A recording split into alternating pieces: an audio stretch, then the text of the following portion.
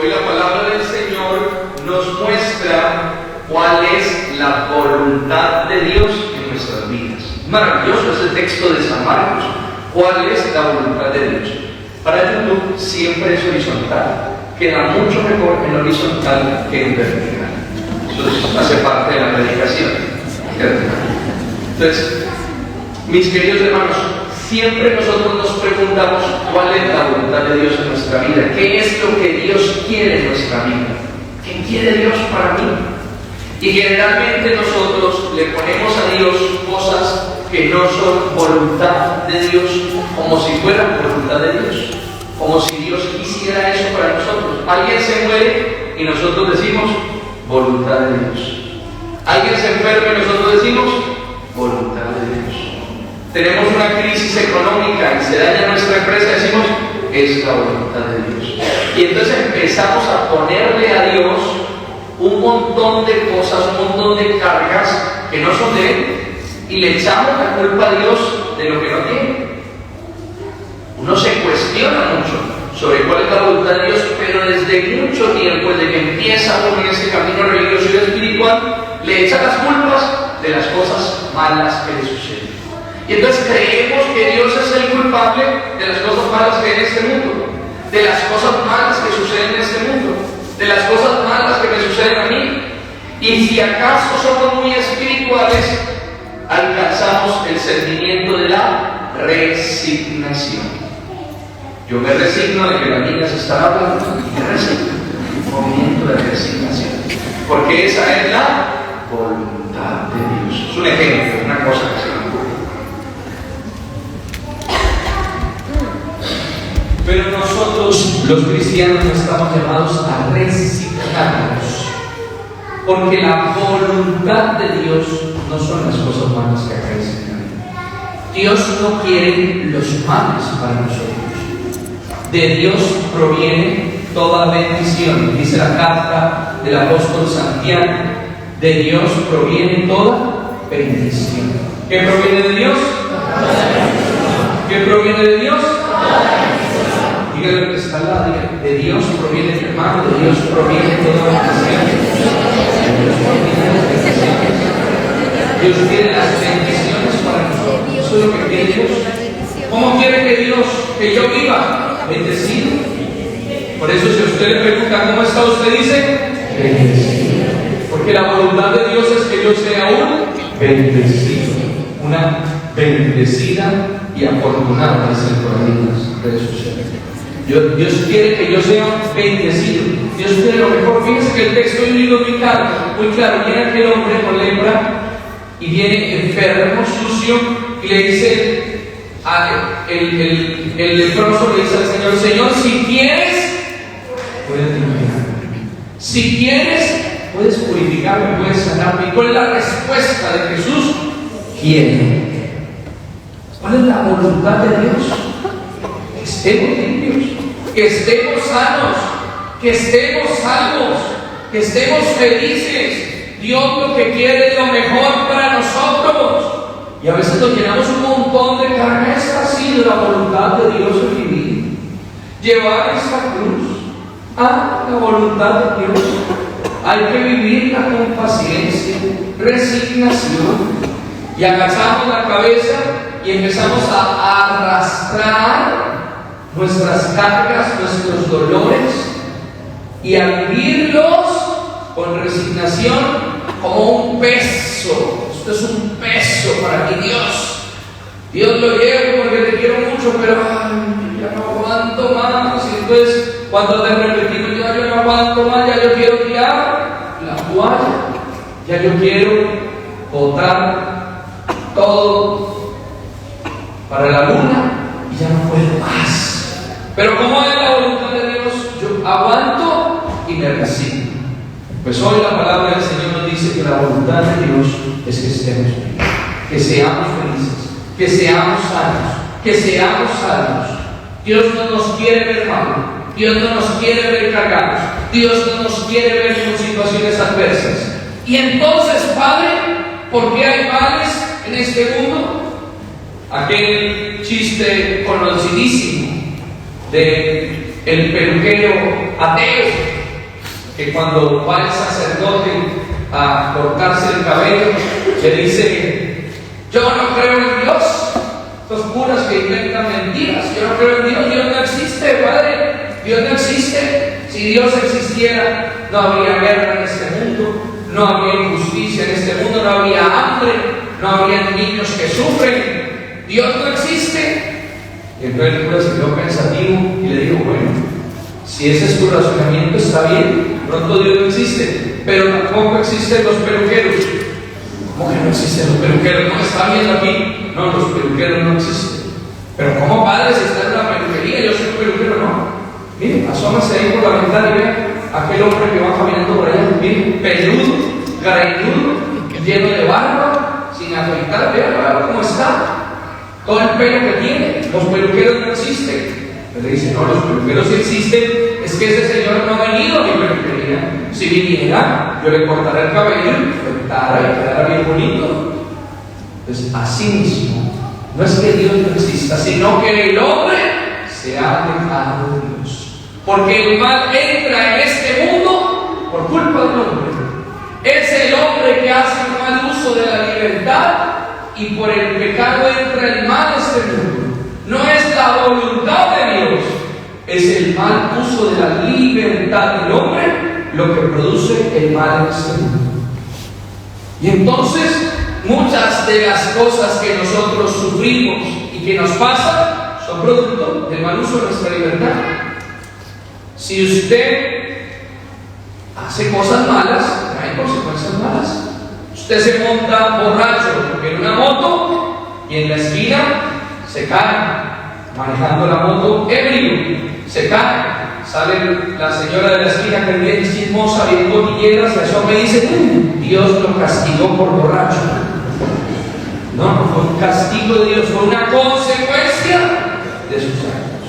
Su pecado trajo como consecuencia de eso, porque no tuvo en cuenta lo que había que hacer.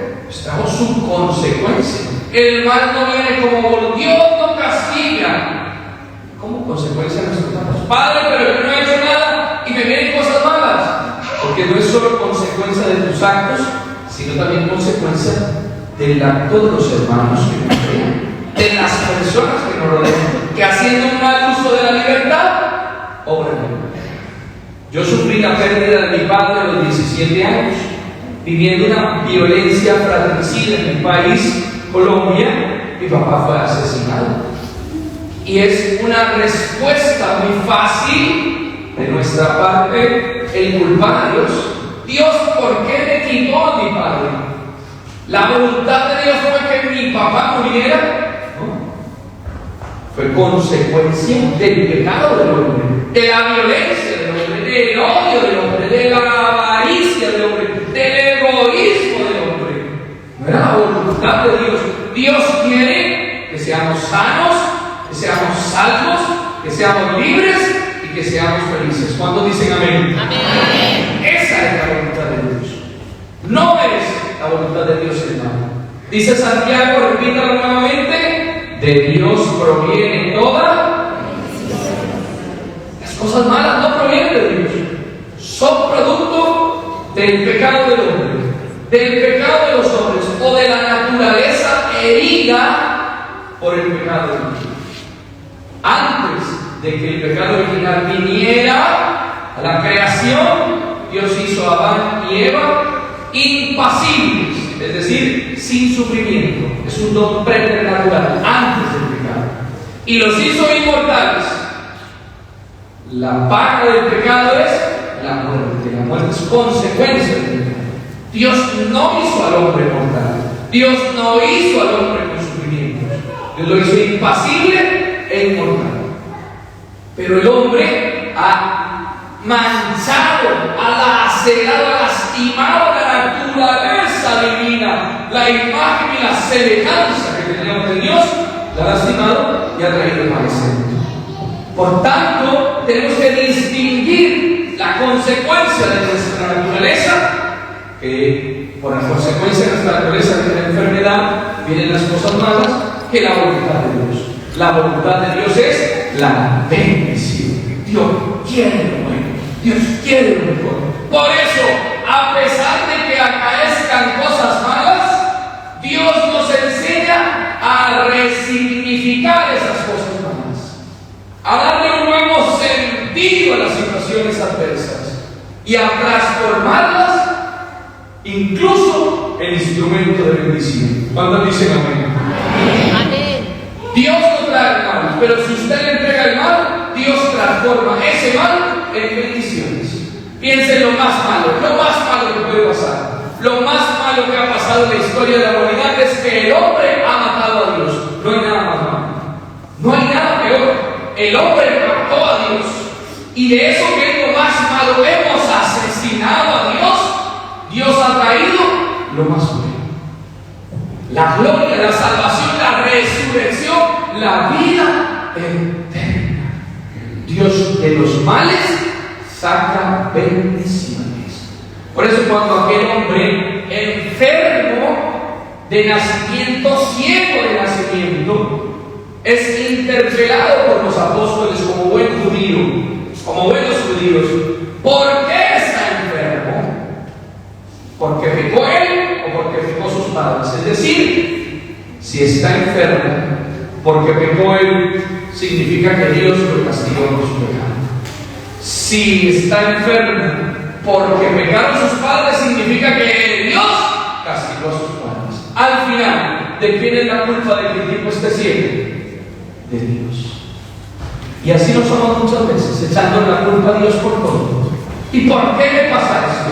¿Y por qué me sucede esto? ¿Y por qué me vienen estas situaciones? ¿Y por qué parecemos más judíos que cristianos? No somos cristianos. El cristiano no se pregunta por qué Jesucristo corrige a los apóstoles y le dice, ni él pecó ni sus padres. ¿Qué le está diciendo? No fue un castigo de Dios. Dios no le ha mandado eso. Ni él pecó ni sus padres. Dejen de ser degenerados, de estar echando la culpa a Dios por todo. Ni él ni sus padres. Dejen de preguntarse por qué, como si fuera un castigo. ¿Por qué me pasó esto? Si yo no puedo cambiar el pasado, yo puedo transformar el presente y darle un sentido nuevo en las manos de Dios. Y entonces les enseña este cambio radical de resignificación. Resignarse es porque pecó él, resigno. Porque pecaron sus padres, me resigno. No, esta enfermedad, esta ceguera está puesta para la gloria de Dios. ¿Para qué? Para la gloria de Dios. Yo los escucho. ¿Para qué? Para la gloria de Dios. Para la gloria de Dios. Hay un sentido. Esta enfermedad es para la gloria de Dios. Hay un para qué. Entonces esa cosa negativa se convierte en un medio de bendición. Dice San Juan Pablo II en una carta pequeñita pero muy diciente, me gusta predicar mucho de ella, la Salvifici Doloris. San Juan Pablo II dice que el sufrimiento es inherente al hombre mismo. Claro, hemos perdido el don preternatural de impasibilidad, el sufrimiento viene al hombre. Somos personas que sufrimos, viene la enfermedad, vienen las situaciones dolorosas, vivimos eso, está en nuestra naturaleza pecadora, caída, concupiscente. Que no somos pecadores por naturaleza, pero sí tenemos la concupiscencia y por eso pecamos. Por nuestra naturaleza herida, lastimada por el pecado original, sufrimos. El sufrimiento es inherente al hombre mismo. Pero dice, el sufrimiento vivido desde Dios se convierte en salvífico. Es salvador, es redentor. Entonces los sufrimientos, cuando tienen un sentido, cobran un nuevo valor. Claro, la mujer, hablando aquí del tío que está ahí acolitando, el tío Monaguillo, la mujer cuando trae a luz sufre mucho. Hablando con la hermanita, decía María Paula, es muy difícil esto de parir, muy doloroso, claro, es primeriza, entonces esto es muy doloroso esto de parir, pero qué alegría tan grande. El dolor tiene un sentido, entonces tiene un valor, tiene un para qué. Sufro para dar vida. Cuando el sufrimiento tiene un para qué desde Dios, se resignifica y entonces cobra valor. ¿Es esta enfermedad para qué? Entonces qué. Esa enfermedad, ¿para qué? Y cuando le encuentro un para qué en Dios, un sentido en Dios, entonces usted ya no se queja por su enfermedad. Entonces usted ya no se queja por sus problemas. Entonces usted ya no se queja por esas situaciones que le lastiman, sino que usted le da gloria a Dios. Señor, te lo entrego. Señor, te lo ofrezco. Señor, lo pongo en tus manos. Y se convierte en un motor de transformación, de conversión, de crecimiento, de aprendizaje, de acercamiento a Dios. Y aquello que era malo, que me lastimaba, se convierte en una gran bendición en mi vida. Porque lo convierto en un instrumento para darle gloria. ¿Por qué está esta enfermedad? Para darle gloria. ¿Por qué está este problema económico? ¿Por qué está esta situación familiar? Para darle gloria a Dios. Y dice la palabra del Señor que aquel ciego que le encontró el sentido, que Jesús se lo da. Él creía que tenía que resignarse. Dios te castigó. Ese era el sentido. Dios te castigó. Dios te castigó. Es el castigo de Dios. Es lo que te tocó a ti en la vida. Tienes que llevar. Lo que a veces le pregunta a los esposos y a las esposas: ¿y cómo está tu matrimonio? Fue el que me tocó. ¿Qué pasa? Fue el que me tocó. Y yo a veces le pregunto: ¿y quién lo escogió? ¿Usted o Dios? Pues yo lo escogí, supe para que llegue y no se queje. ¿De qué se queja si lo escogió usted?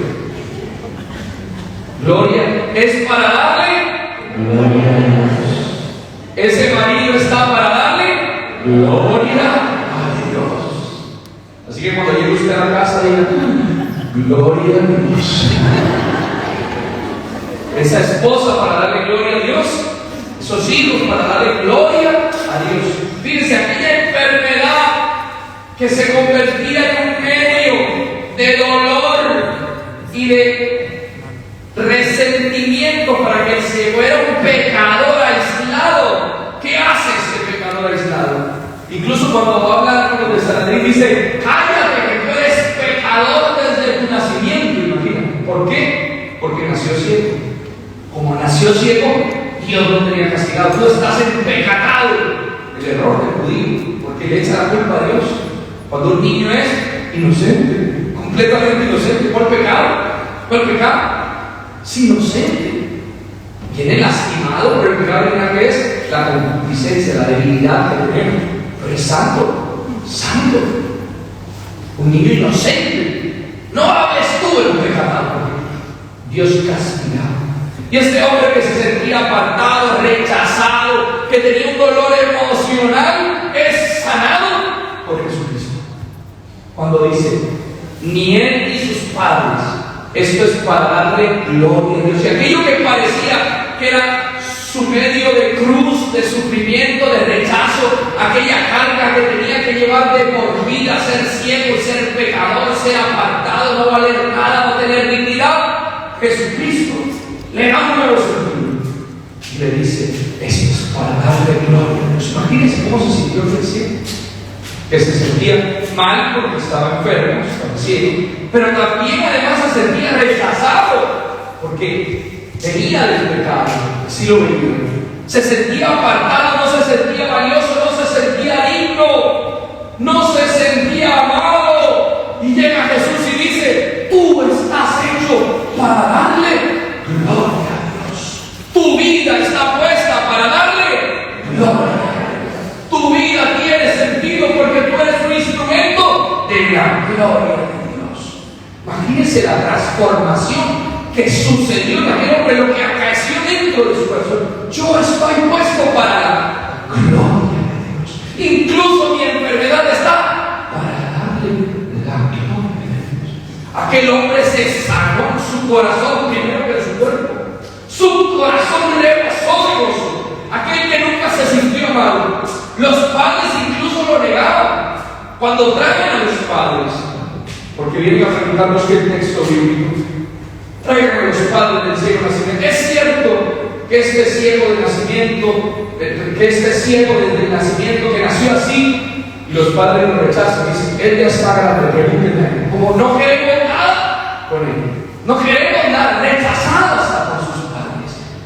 Y es dignificado por Jesucristo.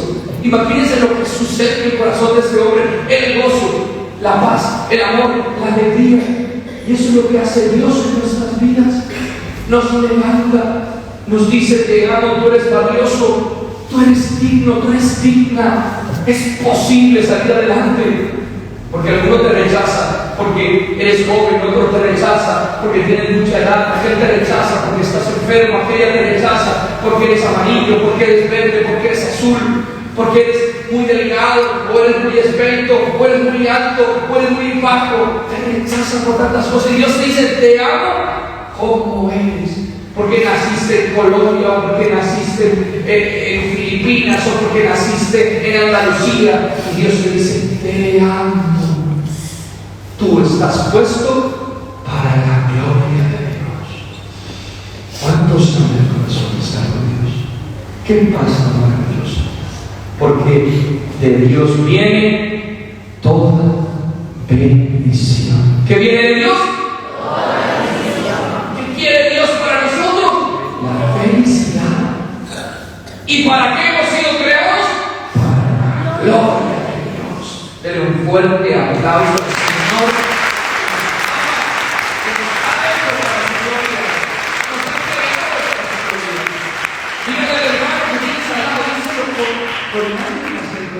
Hermano, tú estás creado para la gloria de Dios. Tú estás creado para la gloria de Dios. Tú estás hecho para la gloria de Dios. Dios te ama. Tú eres valioso, valiosa. Tú vales.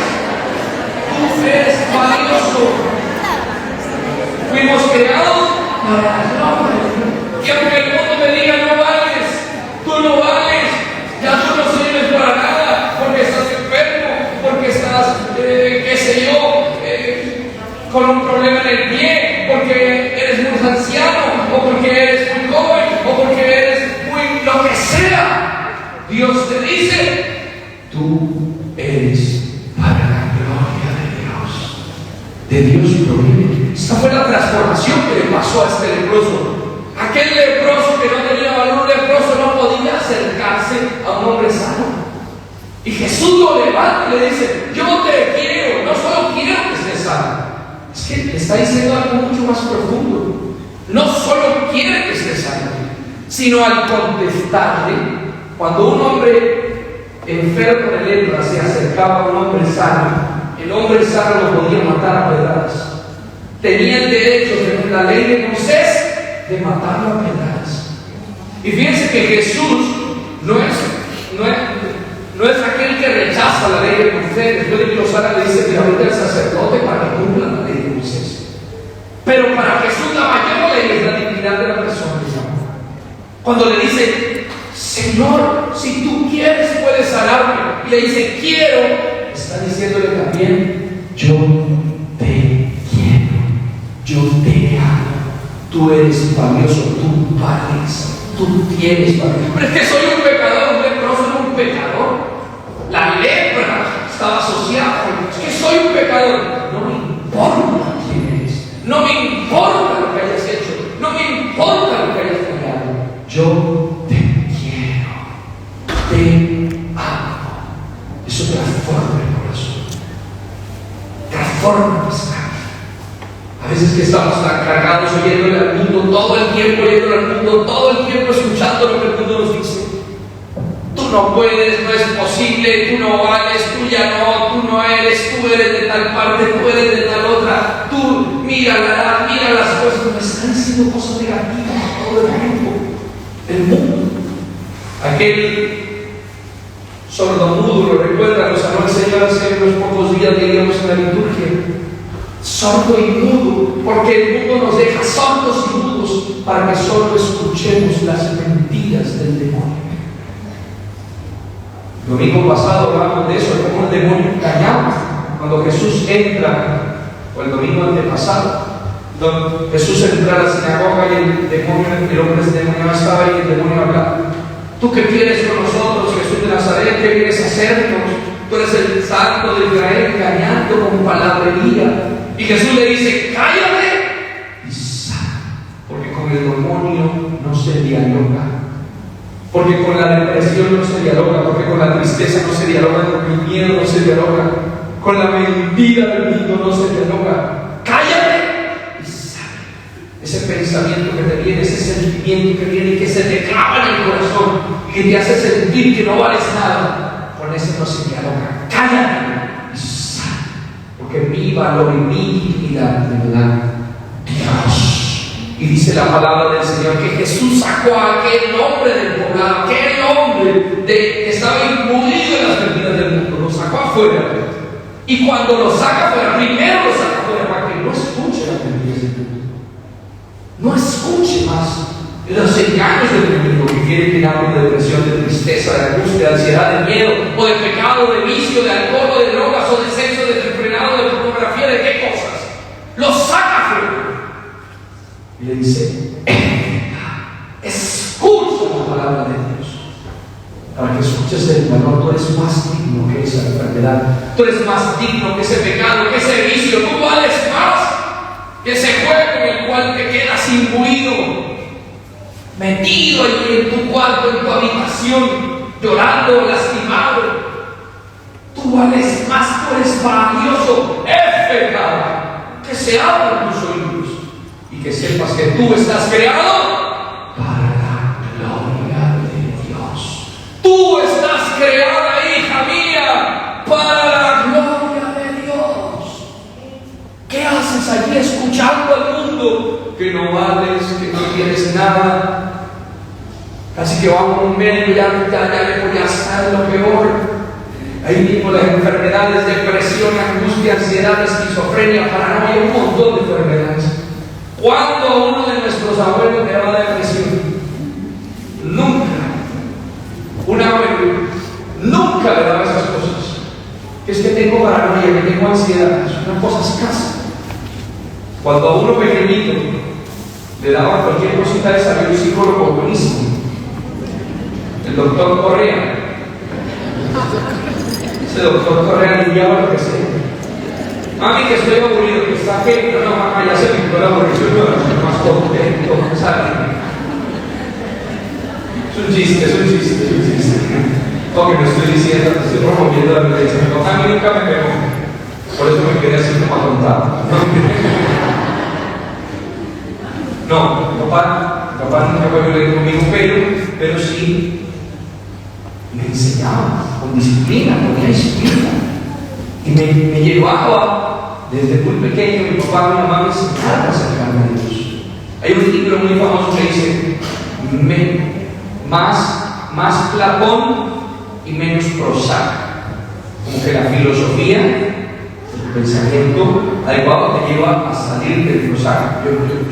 Yo quisiera escribir un libro, más Jesucristo y menos Sanas. Porque cuando tienes a Cristo, cuando tienes a Dios en tu corazón, te das cuenta del valor que tienes. Y Dios te rescata de los más profundos abismos. Porque Dios tiene poder y te ama infinitamente y va a hacer todo lo que sea necesario para rescatarte y para levantarte de tu dignidad perdida. ¿Cuántos dicen amén? Den un fuerte aplauso al Señor.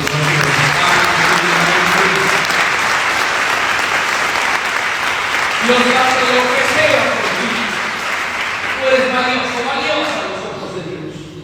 Y hoy te ha traído esta palabra, éfeta, para que escuches, para que abres tus ojos y tus oídos y sepas cuántos te ama. Fuimos creados para la gloria de Dios. Dios no solo quiere que estés bien y que seas feliz, sino que Dios te quiere, nos ama. Dios me ama, Dios me ama, Dios me ama, mi Dios me ama, Dios me ama, Dios me ama, Dios me ama, mi Dios me ama,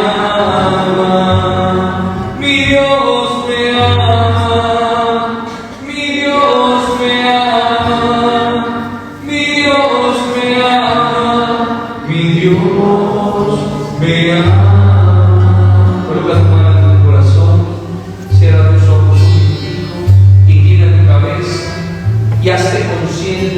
cuánto te ama Dios, de que Dios te ha creado por amor y para amor. Mira el mundo, ¿ves? Ahí mismo, a sonar el celular, un mundo que te quiere distraer, que no quiere que escuches a Dios, por eso te tienes que alejar para escuchar su palabra, que quiere sanarte, levantarte y darte tu dignidad y tu valor. Dios me ama, Dios me ama, Dios me ama, mi Dios me ama.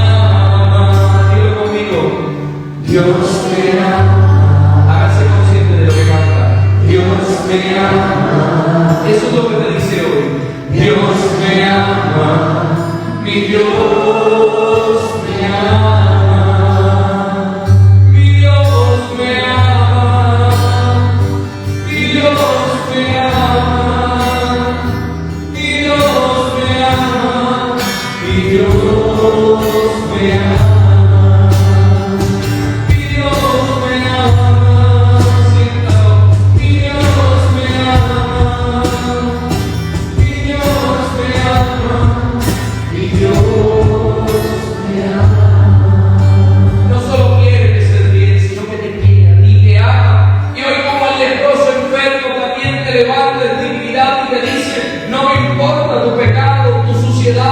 Tus errores, tus equivocaciones, no me importa lo que diga el mundo de ti.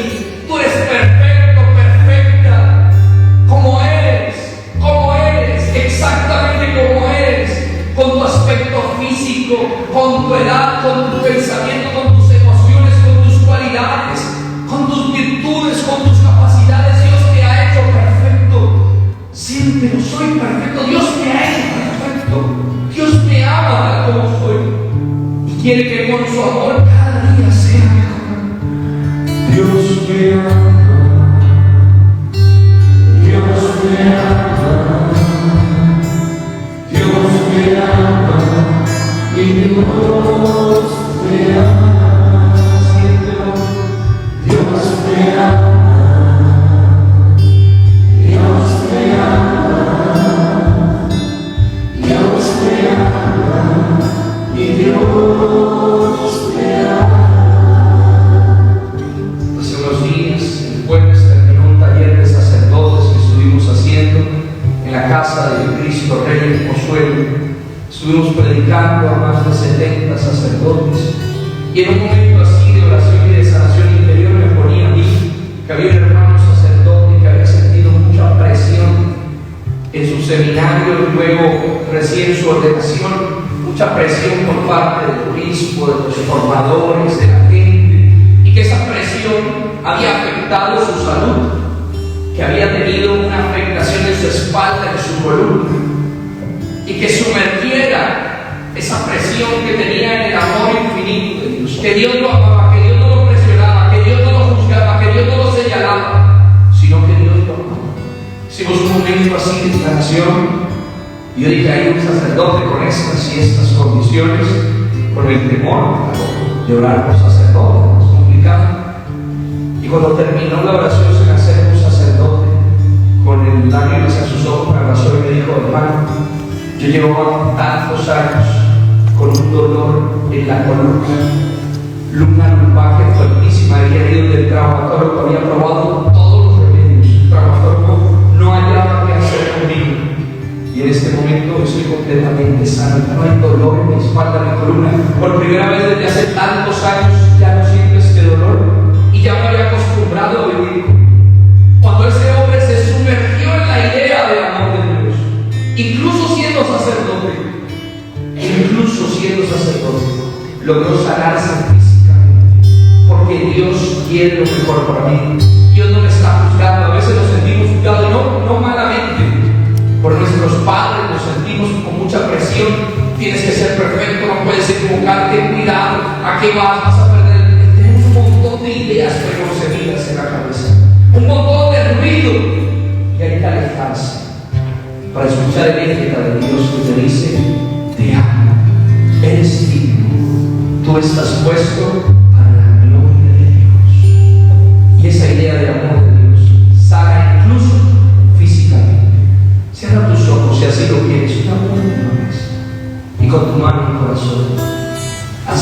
consciente de que Dios me ama. Dios me ama. Dios me ama. Dios me ama. Mi Dios me ama. Dios me ama. Siento. Dios me ama. Soy valioso, valiosa. Dios me ama. Mi Dios. Mi vida está puesta para la gloria de Dios. Mi Dios me ama. Mi Dios me ama. Mi Dios me ama. Mi Dios me ama. Dígalo una última vez con fuerza. Mi Dios me ama. Mi Dios me ama.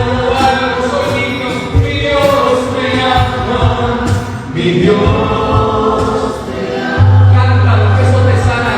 Mi Dios me ama. Él no te juzga. Mi Dios me ama. No me importa tu letra. Mi Dios me ama.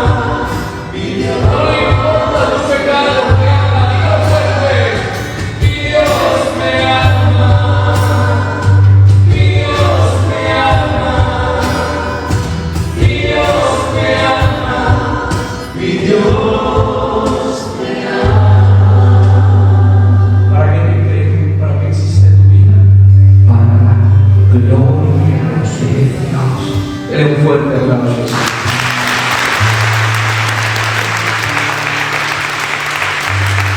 ¿Cuántos creen